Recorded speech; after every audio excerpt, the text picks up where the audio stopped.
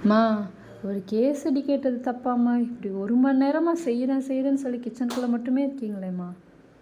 என்னோட அன்பு பாசம் அதெல்லாம் போட்டு மிக்ஸ் பண்ணி பாரு, வேர்வையும் உள்ள சிந்தி சொல்லுங்க. சாப்பிடாதுன்னு சொல்றேன்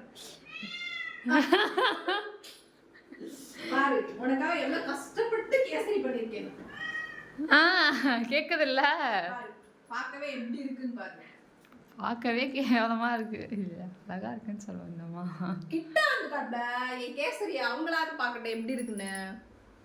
எப்படி இருக்கு மக்களே, பாருங்க மக்களே, இவ்வளோ கஷ்டப்பட்டு நான் கேசரி பண்ணியிருக்கேன். சரி, அதில் இருக்க முந்திரி எங்க? என்னம்மா வீட்டில் என்ன இருக்கோ அது போட்டு தான் கேசரி பண்ண முடியும்.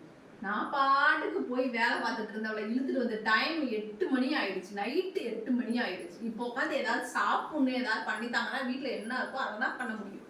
ஸோ கேசரி கேட்டால் என்னால் முடிஞ்சது நான் கேசரி எவ்வளோ அழகாக பண்ணியிருக்கேன் பார்த்தியா?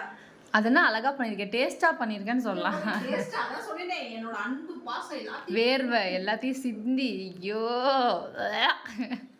அப்போ சாப்பிடாது, எல்லாத்தையும் நானே சாப்பிட்டேன். இவ்வளோதையும் நீங்கள் சாப்பிட்டீங்கன்னா சுகர் வந்து அவ்வளோதான். ஸோ வந்து நான் போய் சாப்பிட்டு வரேன். Tata bye bye. டாய் டாட்டா பை பை சொல்லுங்கள். Bye bye. டாட்டா யார் சொல்லுங்கள்? காலையில் நான் வீடியோ போடுறேன். ஆமாம்.